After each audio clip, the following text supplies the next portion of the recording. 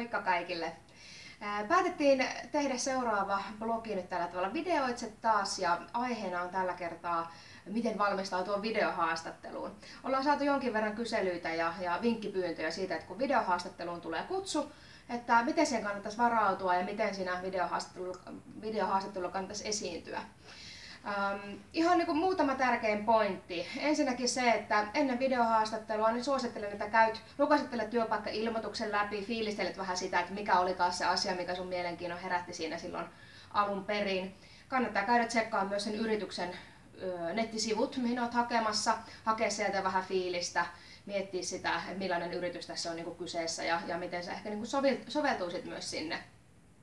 Toinen tärkeä juttu on ihan tämmöiset tekniset asiat siinä videohaastattelussa, eli tarkasta, että se kuvanlaatu on hyvä, että sun ääni kuuluu, mikrofoni on päällä, ihan tämmöisiä perusjuttuja.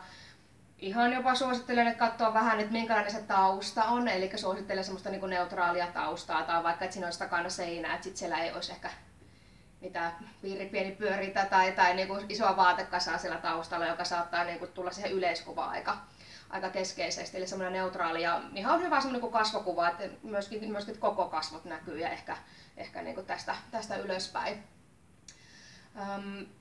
Ja sitten se, että ole oma itsesi, tuo sitä sun persoonaa esille, koska tämä videohaastattelun menetelmä on mahtava tapa just saada tuotua sitä sun persoonaa enemmän esiin, koska CV:llä, paperilla sä et välttämättä pysty niin hyvin sitä sun persoonaa tuomaan. Ja muista tuoda sitä sun motivaatioon, miksi sä nimenomaan haet tätä tiettyä tehtävää. Sitä kannattaa siinä videohaastattelulla muistaa tuoda esille. Mutta ole oma itsesi ja ei muuta kuin oikein paljon tsemppiä kaikille videohaastatteluihin. Moikka!